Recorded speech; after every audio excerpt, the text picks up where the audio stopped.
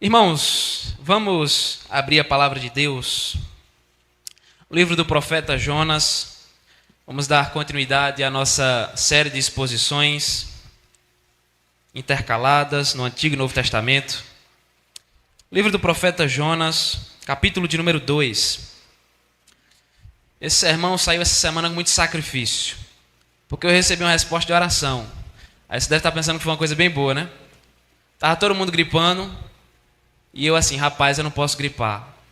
Porque uma das piores coisas que pode acontecer com o pastor é ele gripar, né? Porque a voz vai-se embora, acabou-se. Aí eu orei assim, Senhor, se eu for gripar, que eu gripe na segunda-feira? Aí Deus olhou para mim e fez, amém. Quando foi na segunda-feira eu gripei. E aí terça e quarta eu estava derrubado. Normalmente na terça-feira eu já começo a mexer no sermão, não comecei. Toda vez que eu pensava em mexer, ir para a tela do computador, os olhos lacrimejavam, a tosse vinha. Então saiu no tranco, mas saiu.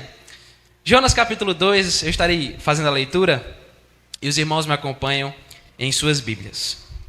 Diz assim, irmãos: Então Jonas, do ventre do peixe, orou ao Senhor seu Deus e disse: Na minha angústia clamei ao Senhor e ele me respondeu. Do ventre do abismo gritei e tu me ouviste a voz. Pois me lançaste no profundo, no coração dos mares, e a corrente das águas me cercou. Todas as tuas ondas e as tuas vagas passaram por cima de mim. Então eu disse: lançado estou de diante dos teus olhos. Tornarei porventura a ver o teu santo templo? As águas me cercaram até a alma. O abismo me rodeou, e as algas se enrolaram em minha cabeça. Desci até os fundamentos dos montes, desci até a terra, cujos ferrolhos se correram sobre mim para sempre. Contudo, fizeste subir da sepultura a minha vida, ó Senhor, meu Deus. Quando dentro de mim desfalecia a minha alma, eu me lembrei do Senhor, e subiu a ti a minha oração no teu santo templo. Os que se entregam à idolatria vã abandonam aquele que lhes é misericordioso. Mas com a voz do agradecimento eu te oferecerei sacrifício. O que votei, pagarei. Ao Senhor pertence a salvação. Falou, pois, o Senhor ao peixe, e este vomitou a Jonas na terra. Existe um ditado popular que diz: no fundo do poço existe uma mola. Isso significa dizer que quando tudo parece perdido, quando você está passando por uma situação difícil, onde só resta dor, cansaço e desespero, quando você está sofrendo, inclusive, duras consequências por causa das escolhas erradas que você fez, nessas horas você pode encontrar uma força interior, digamos assim, que vai te jogar para o alto, agindo como uma mola, vai te jogar para cima, te fazendo dar a volta por cima para viver um novo começo. É por isso que se diz, no fundo do poço existe uma mola. Esse é o significado desse ditado. Quando você estiver lá embaixo, você vai encontrar uma força para retornar ao topo. Entretanto, meus irmãos, diante da palavra de Deus, as coisas são um pouco diferentes. Diante das Escrituras, nós não podemos tirar essa mesma conclusão. Nós muitas vezes chegamos ao fundo do poço, e esse fundo do poço não é só por causa de tribulações, dificuldades, problemas, mas muitas vezes nós chegamos ao fundo do poço por causa das nossas próprias escolhas, por causa de decisões pecaminosas que nos afastam do Senhor e nos jogam num tremedal de lama. E quando isso acontece, não há em nós nenhuma força espiritual, nenhuma força física que seja suficiente para nos colocar de pé. Nas horas de fraqueza espiritual, não há como nós nos reerguermos a partir de nossas próprias forças. Na hora de fraqueza espiritual, nós precisamos voltar os nossos corações para Deus, para a sua graça, para a sua misericórdia, reconhecendo que somente nele nós podemos encontrar fôlego, não somente fôlego físico, mas fôlego espiritual, para recomeçar a nossa vida diante dele. Somente em Deus, meus irmãos, almas quebradas podem ser completamente reconstruídas. E é sobre isso que fala o texto que nós lemos. No primeiro capítulo desse livro, Jonas foi convocado pelo Senhor para ir à grande cidade de Nínive, para anunciar o juízo de Deus que viria sobre aquele povo. E esse juízo viria por causa dos seus muitos pecados. Só que Jonas resolve desobedecer a Deus e fugir da presença do Senhor, indo em direção à cidade de Tarsis, um lugar bem distante, extremamente distante da cidade de Nínive. E no meio do caminho, o navio onde ele estava passa a enfrentar uma grande tempestade. Os marinheiros, eles realizam um sorteio para saber de quem é a culpa. Eles chegam a essa conclusão: existe alguém aqui que está com problema? E o sorteado é o profeta Jonas. Por causa disso, Jonas é lançado ao mar, de maneira que Deus envia um grande peixe para engoli-lo. Na hora que Jonas é lançado ao mar, a tempestade se acalma e um grande peixe é enviado pelo Senhor para engoli-lo naquele momento. E na barriga desse peixe, Jonas vai passar, segundo nos diz o final do capítulo 1, 3 dias e 3 noites. E é nesse contexto que surge o texto que nós lemos. Isso aqui é muito interessante, porque o capítulo 2 que nós lemos aqui, ele registra uma oração que Jonas fez quando estava dentro do grande peixe. É isso que é o capítulo 2. E se nós observarmos bem, nós veremos que esse capítulo ele é um pouco diferente dos demais que se encontram nesse livro. Enquanto os outros 3 capítulos, eles são escritos mais em forma de narrativa, o capítulo 2 é escrito em forma de poesia. Então, quando você compara o capítulo 2 com os outros 3, você vê que ele é diferente. Os outros são mais narrativos e ele se constrói em poesia. Por quê? Por que ele é poético? Lembre-se que qualquer israelita piedoso estava acostumado a ir ao templo de Jerusalém e ali ouvir e cantar salmos. Qualquer israelita fiel tinha esse costume. Ia ao templo, ouvia os salmos e cantava esses salmos. Salmos de lamento, salmos de socorro, salmos de alegria, salmos de livramento. E Jonas, ele estava acostumado com essa linguagem dos salmos. Era essa a linguagem do coração de um israelita. Ele conseguia expressar os seus sentimentos através de uma poesia, através de um salmo. Sendo assim, nesse capítulo 2, Jonas está expressando uma oração, Jonas está expressando os seus sentimentos no formato de um salmo, onde, no meio de uma grande angústia, ele reconheceu quem Deus verdadeiramente é.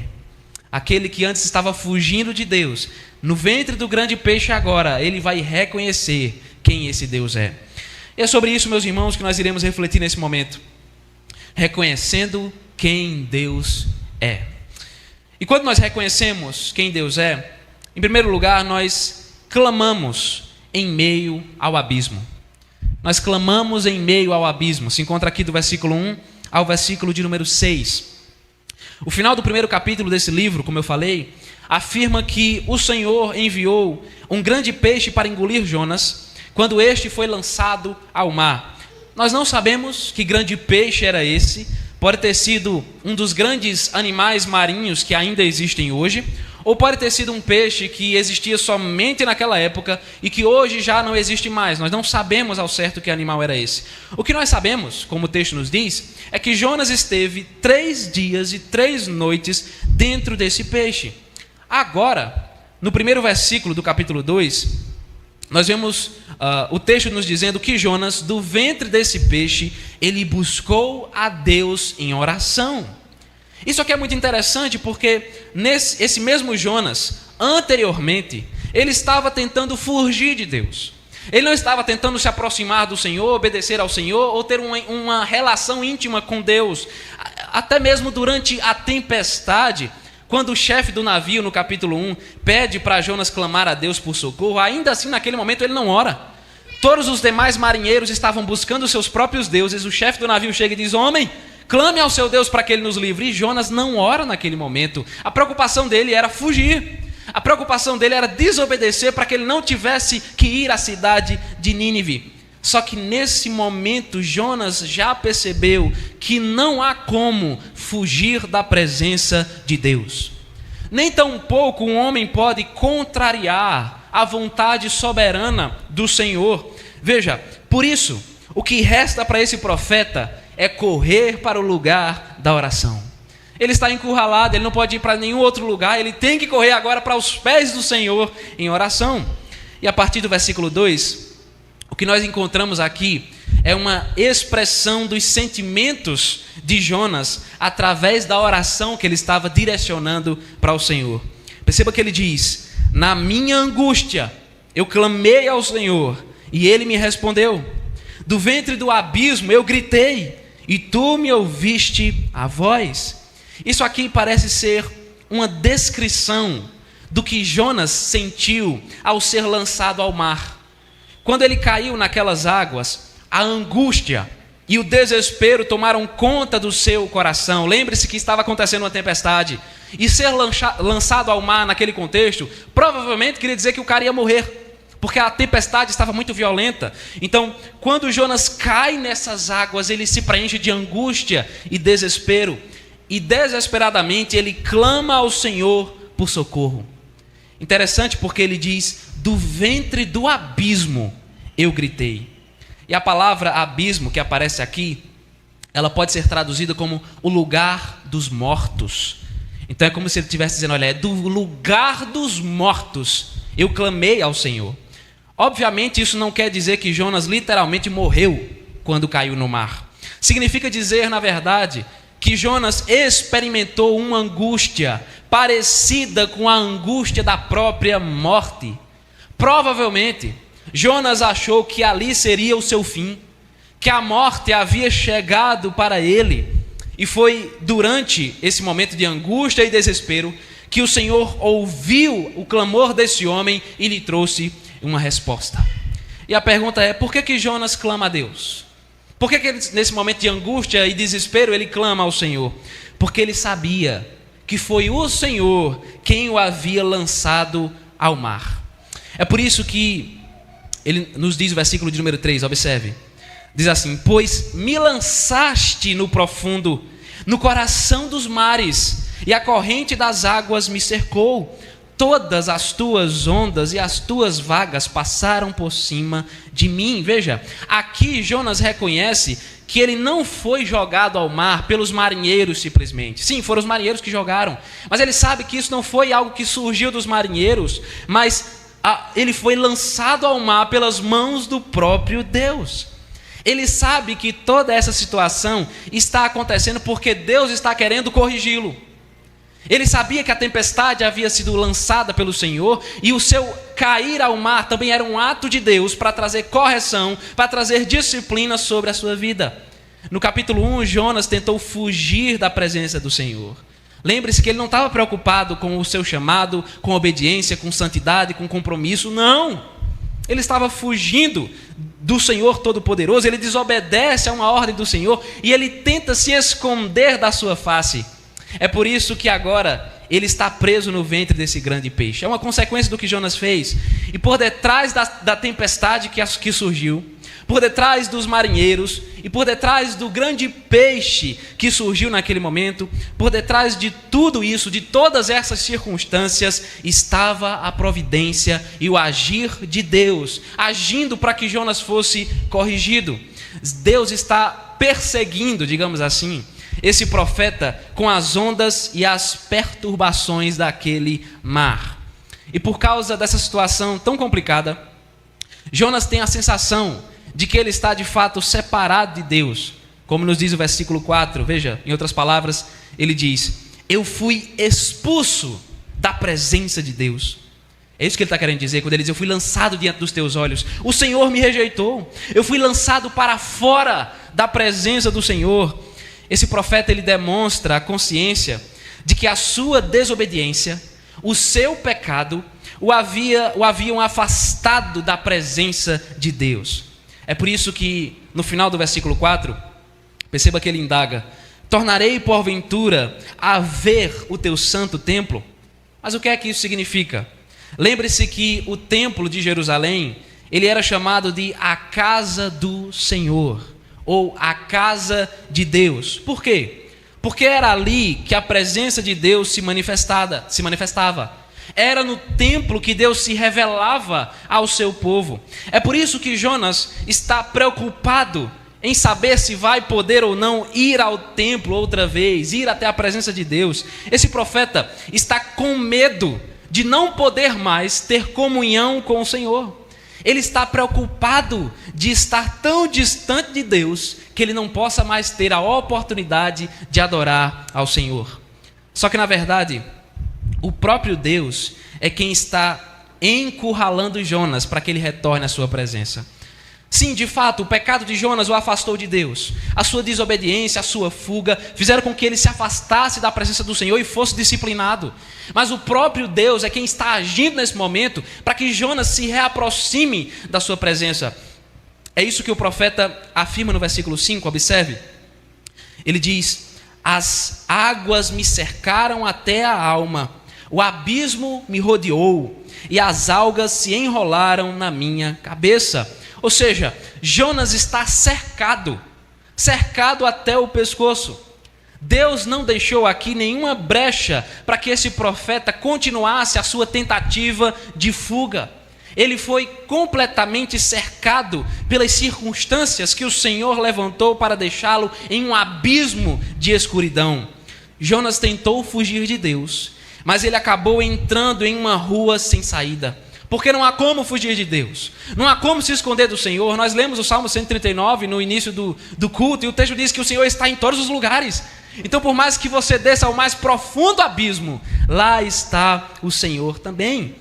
E no versículo 6, Jonas parece repetir a ideia que foi apresentada no versículo 2. Ele diz que ele desceu até os fundamentos dos montes, até a terra, ele diz aqui. Mas que terra é essa? Mais uma vez, o sentimento de Jonas, que é expresso aqui, é que ele desceu até o lugar dos mortos. Quando ele fala aqui fundamento dos montes, abaixo das montanhas, essa é a mesma ideia. Eu desci para o lugar dos mortos, na profundidade das montanhas, na profundidade do mar. Ele experimentou aqui o desespero da própria morte. E ele ainda diz que nesse lugar os ferrolhos se correram sobre ele, ou seja, era um lugar trancado. Era um lugar que estava completamente trancado, do qual Jonas não poderia ter esperança de sair sozinho. Mas a grande reviravolta de tudo isso, perceba que Jonas está descrevendo toda uma situação de calamidade aqui. Ele reconhece que ele pecou, ele reconhece que ele tentou fugir e não deu certo. Deus o cercou, Deus o disciplinou, Deus o deixou encurralado, levou ele para um lugar de desespero, para um lugar de terrível sofrimento, de medo em seu coração. Ele está angustiado, ele não sabe se vai poder entrar na presença de Deus outra vez. Mas o que é que acontece? Veja, final do versículo 6, o texto diz: contudo, ou seja, apesar de tudo isso, fizeste subir da sepultura a minha vida, ó Senhor meu Deus. Se você observar, quando Jonas decidiu desobedecer a Deus, a vida dele só foi de ladeira abaixo. Quando ele decidiu fugir, quando ele decidiu ser desobediente, ele só começou a descer para o abismo. Como nós vemos no capítulo 1, ele desce da sua cidade natal para um porto na cidade de Jope. Ele desce de Jope para o navio que o levaria para Tarsis. Do navio ele desce para o porão do navio, para se esconder e ficar lá dormindo. E do porão do navio ele desceu para o mar. Mas não acabou aí, porque do mar ele desceu para o ventre do grande peixe. Ou seja, só ladeira abaixo. Quando ele tentou fugir de Deus, ser desobediente, só foi descendo. E ele foi chegando cada vez mais no abismo. E depois que ele estava no fundo do poço, Deus o resgatou e o fez subir. No meio desse abismo, no meio dessa profunda escuridão, Deus derramou graça sobre Jonas. No meio desse abismo que ele mesmo se colocou por causa dos seus pecados, por causa da sua desobediência, no meio de tudo isso, a misericórdia de Deus cobriu a vida de Jonas, onde o Senhor responde o seu clamor e prestando socorro sobre ele. Meus irmãos, muitas vezes as nossas decisões elas são semelhantes às que Jonas fez. Muitas vezes as nossas decisões elas nos levam para o abismo de profunda escuridão, para um abismo de densas trevas na nossa vida.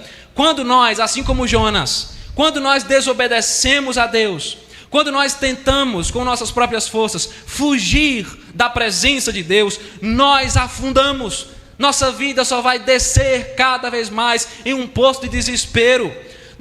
Quando nós decidimos desobedecer e fugir da presença do Senhor, nossa vida se enche de densas trevas. No final das contas, meus irmãos, o pecado sempre irá nos sufocar. O pecado, embora pareça uma porta de livramento, uma porta de liberdade, na verdade ele traz sufoco, na verdade ele nos afoga, ele nos joga em um buraco que nós descemos cada vez mais e somos encurralados, somos sufocados pelo desespero. Esse pecado, ele traz duras consequências sobre a nossa vida, assim como estava trazendo sobre a vida de Jonas. Nessas horas, meus irmãos, em que nós estamos no fundo do poço, por causa das nossas escolhas, por causa da nossa desobediência, porque nós tentamos fugir da presença de Deus, como Jonas fez, nessas horas o arrependimento deve surgir em nosso coração.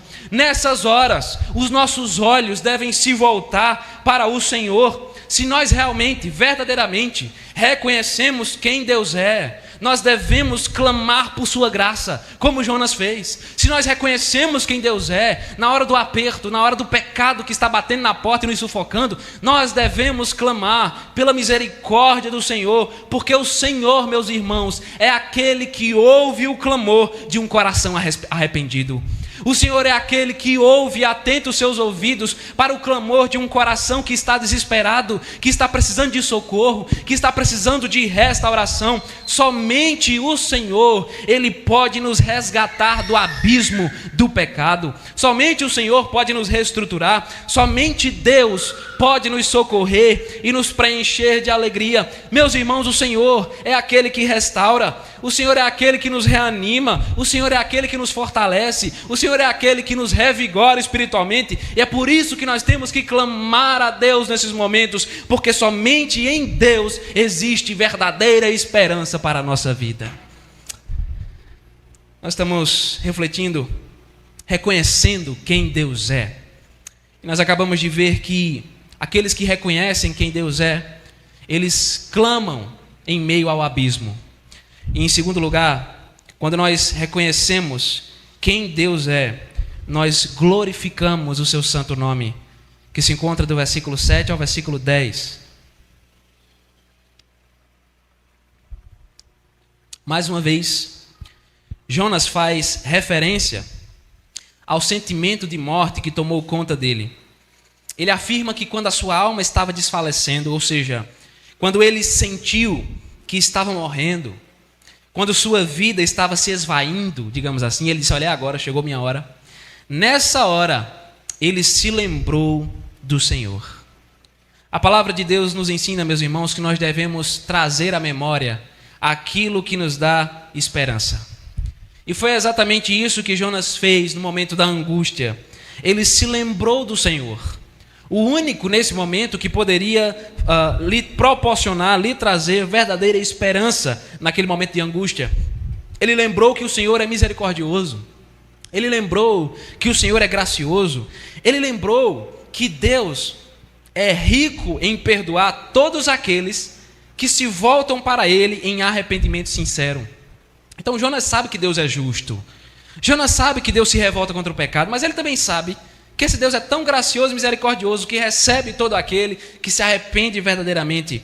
E é quando Jonas se lembra disso que ele ora. E essa oração, ela sobe a Deus, segundo o que o texto nos diz aqui, em seu santo templo.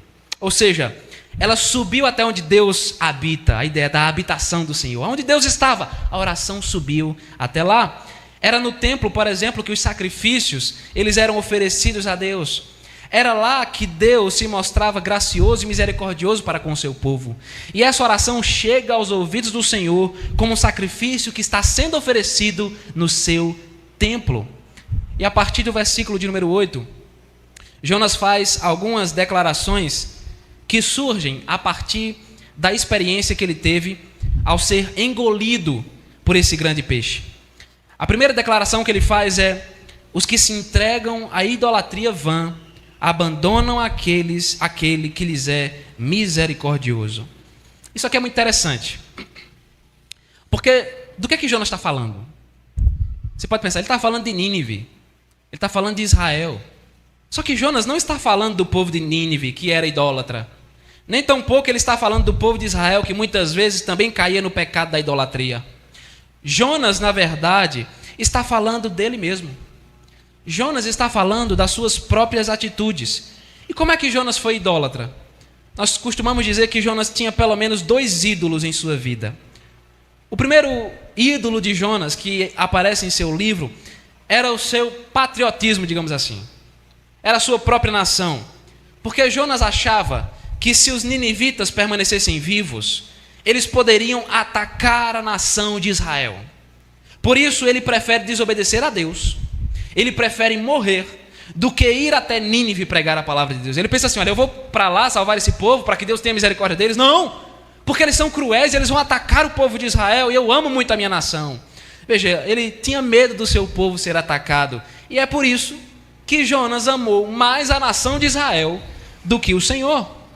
O segundo ídolo de Jonas era a sua própria reputação como profeta. Jonas tinha medo de que os ninivitas se arrependessem em sua pregação. É esquisito, né? O pregador está com medo que o povo se arrependa. Mas ele tinha medo mesmo. Ele não queria não que o povo se arrependesse. Mas isso não seria bom? Para Jonas não seria. Porque ele queria que o povo de Nínive fosse destruído. Ele queria que o povo de Nínive fosse destroçado pela ira de Deus. Se eles se arrependessem, Jonas ficaria conhecido como o profeta que Deus usou para salvar aquela nação tão cruel, tão horrível, tão violenta. Jonas não queria ser conhecido dessa forma.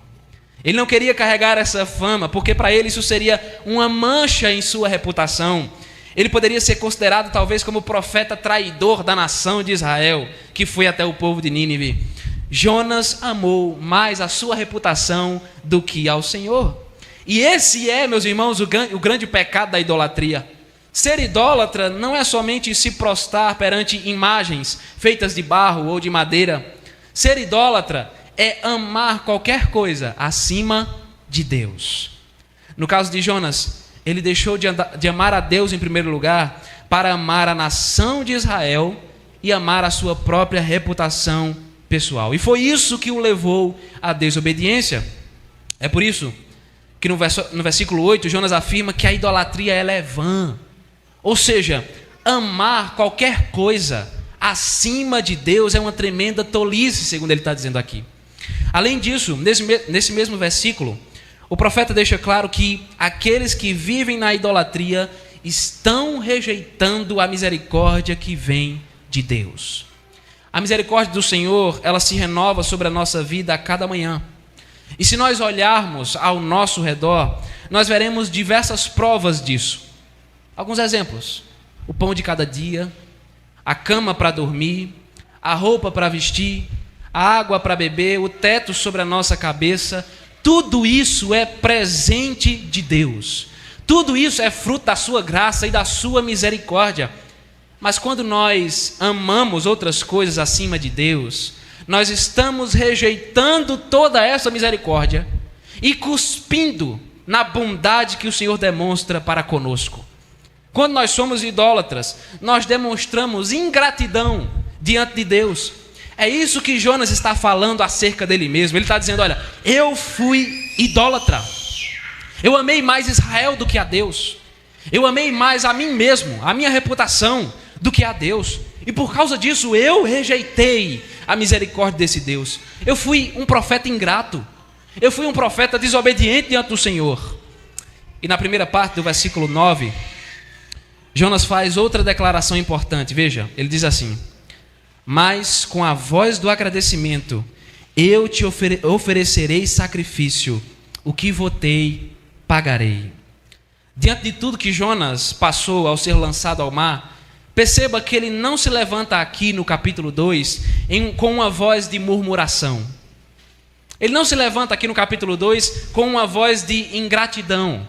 Jonas, ele se ergue com uma voz de agradecimento a Deus pela misericórdia que está sendo derramada sobre a sua vida.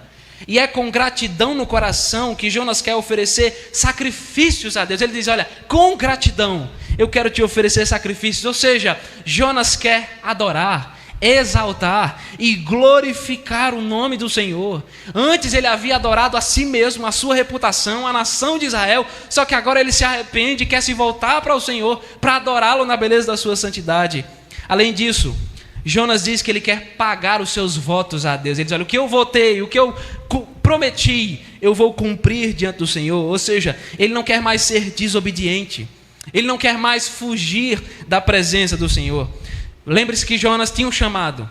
Ele havia sido chamado por Deus para clamar contra Nínive, para pregar a palavra de Deus contra aquela cidade. E agora ele está pronto não mais para fugir, como ele havia feito antes, não mais para desobedecer, mas para cumprir essa missão. Ele vai obedecer às ordens do Senhor.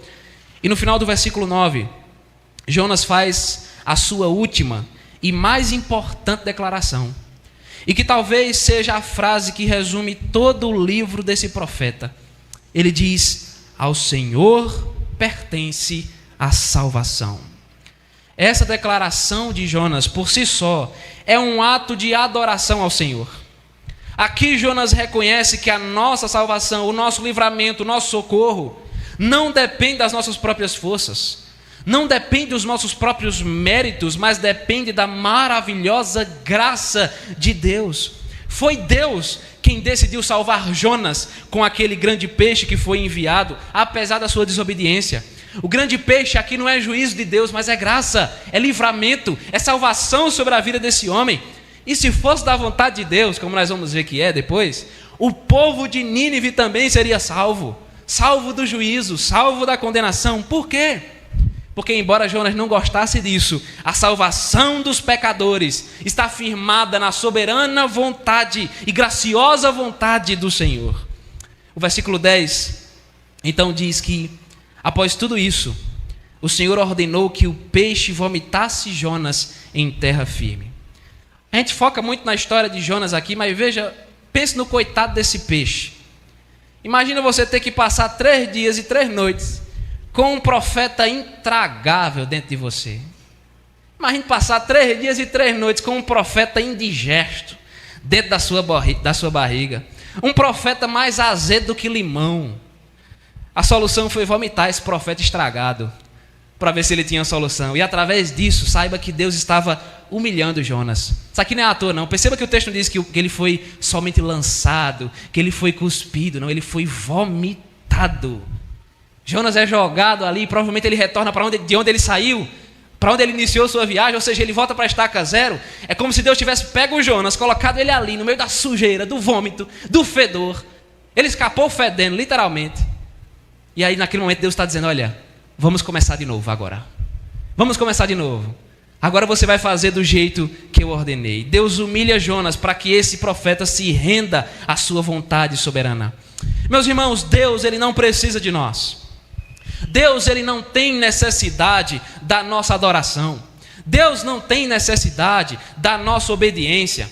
Sendo nós pecadores, sendo nós um povo rebelde, desobediente, o Senhor poderia simplesmente nos rejeitar. O Senhor poderia nos fulminar. O Senhor poderia nos destruir diante da sua presença. Ele poderia nos condenar completamente, porque Ele não tem necessidade de estar conosco ou de nos trazer para perto dEle. Mas isso não acontece, meus irmãos. Sabe por quê? Porque onde abundou o pecado, onde abundou a nossa podridão espiritual, superabundou a graça e a misericórdia de Deus. A graça do Senhor é aquela que vem ao nosso encontro. A graça do Senhor é aquela que vem ao nosso resgate. As misericórdias do Senhor, elas se renovam a cada manhã sobre a nossa vida. E se nós realmente reconhecemos quem Deus é, se o nosso coração foi tomado por essa graça, se o nosso coração foi tomado por essa misericórdia, meus irmãos, nosso coração deve se encher de gratidão, nosso coração deve se encher de alegria. Se nós verdadeiramente reconhecemos quem Deus é, nós devemos viver para render toda honra, toda glória e toda adoração ao santo e maravilhoso nome do Senhor. Meus irmãos, louvado seja esse Deus, o Deus que é justo, mas também é um Deus gracioso. Louvado seja o Rei da glória, o único que é digno de exaltação, o único que pode salvar os pecadores. Louvado seja, meus irmãos, o nome do Senhor por causa da sua graça, porque ao Senhor, não a nós, não a você e nem a mim, mas ao Senhor pertence a salvação, a redenção e a restauração de vidas quebradas pelo pecado. Mas então, o que é que nós podemos aprender diante desse texto? O texto de Jonas é uma poesia, esse capítulo aqui pelo menos, ele é uma poesia, linguagem figurada, linguagem poética, que fala de uma experiência pessoal dele, 10 versículos, algo bem objetivo, mas o que é que esse texto pode nos ensinar? Meus irmãos, a palavra de Deus nos diz que o salário do pecado é a morte. Isso significa dizer que as consequências do seu pecado não podem somente matar o seu corpo, literalmente, mas as consequências dos nossos pecados nos levam a uma morte espiritual. Quando a gente pensa, o salário do pecado é a morte, a gente pensa somente na morte física, né? Mas trata-se de uma morte espiritual. E o que é essa morte espiritual? É você estar completamente separado de Deus. Foi o que aconteceu com Jonas. Ele se distanciou do Senhor por causa do seu pecado. E assim como aconteceu com ele, também acontece conosco. O pecado, sabe para onde ele nos leva? Ele promete o mundo para nós. Ele promete tudo para nós. Mas sabe para onde verdadeiramente o pecado nos leva? Ele nos leva para um abismo. Não é à toa que a palavra diz que um abismo chama outro abismo. O pecado nos leva para um poço profundo de desespero. Ele nos leva para o fundo do poço. Muitas pessoas abraçam o pecado achando que vão ser exaltadas, quando na verdade elas estão descendo diante da presença de Deus. E meus irmãos, pecado, a gente tem que entender isso aqui. Porque pecado não é somente matar, roubar, cometer adultério. O pecado se encontra em mínimos detalhes que, assim como aconteceu com Jonas, vão nos afastando da presença de Deus. Alguns exemplos bem simples. Quando você deixa de orar todos os dias, quando você deixa de falar com Deus, de conversar com Ele, de buscar ao Senhor no lugar da oração, quando você faz isso, você já está se distanciando de Deus. Quando chega a segunda-feira e o dia passa e você não orou, você já está se distanciando de Deus, você está fugindo da presença de Deus. Quando chega a segunda-feira e você não leu sua Bíblia, não meditou na palavra, não se alimentou espiritualmente das Escrituras, você já está se distanciando de Deus. A gente pensa que fugir de Deus é somente fazer como Jonas fez, né? Literalmente, correr, pegar um navio, viajar. A gente foge de Deus quando a gente deixa de orar. A gente foge de Deus quando a gente deixa de ler a Bíblia.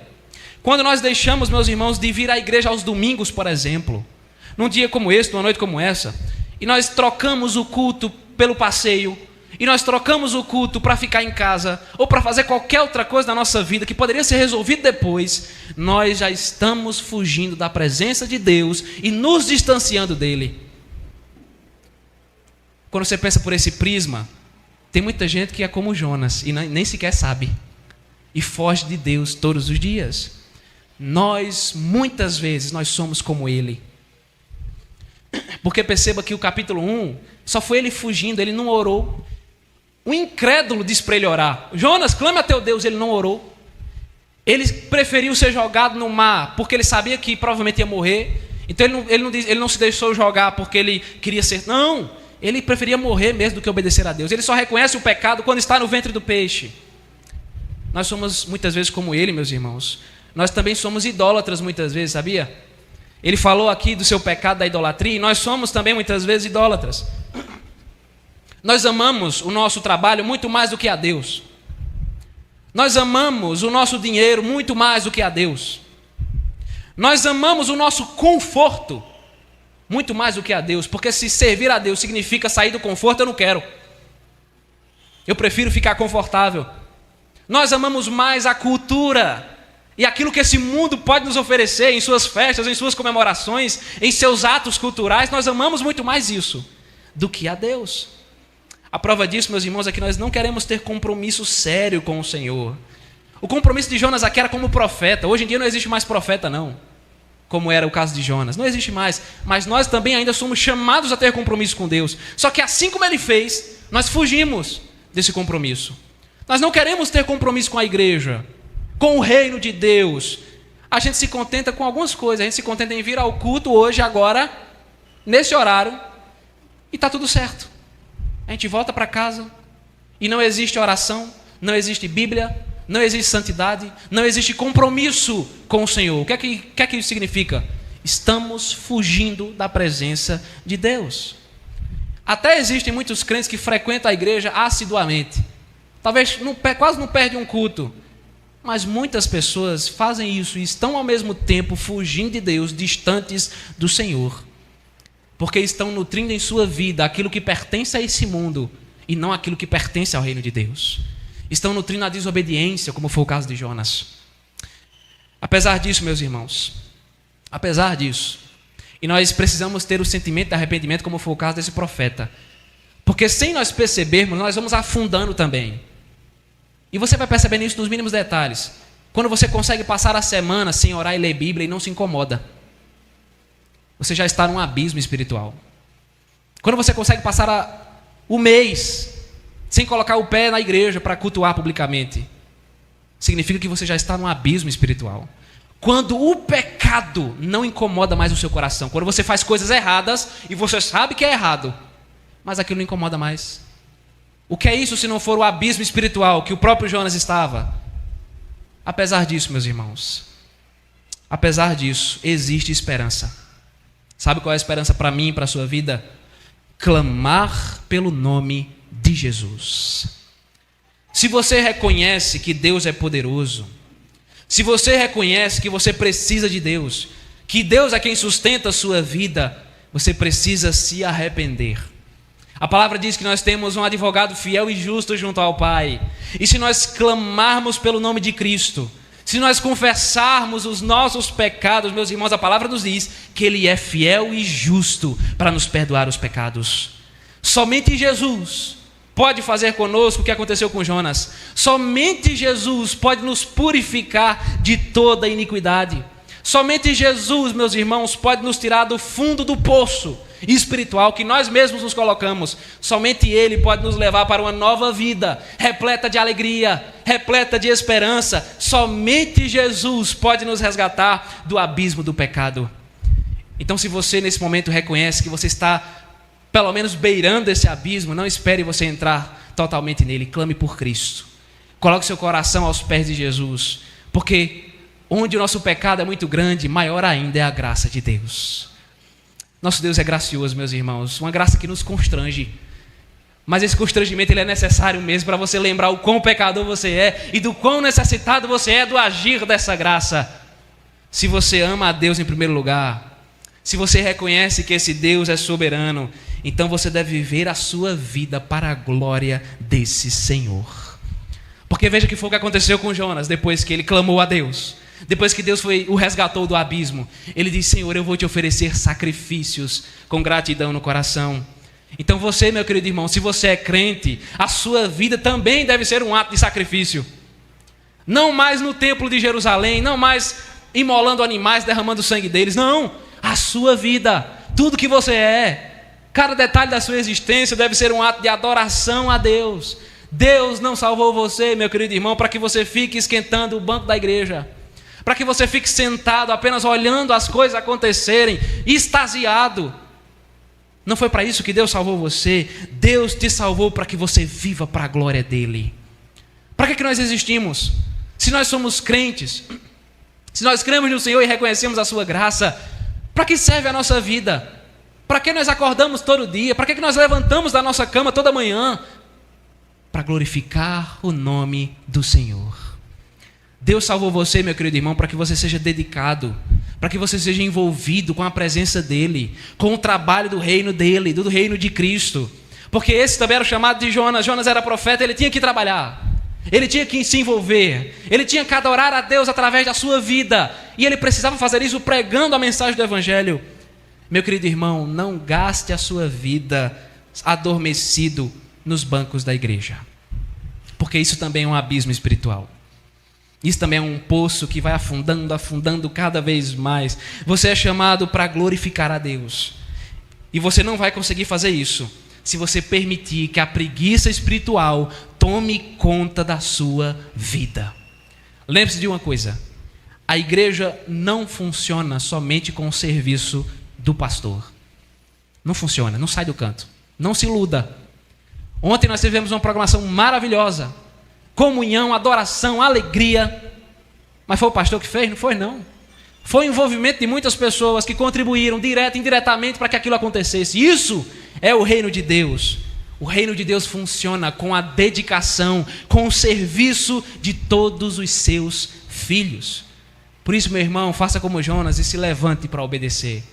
Para que não seja necessário você entrar dentro do ventre do grande peixe e ser vomitado, para que Deus possa corrigir a sua vida. Não espere isso acontecer com você. Se envolva agora. Viva agora, esteja presente, contribua, ajude no trabalho, esteja presente.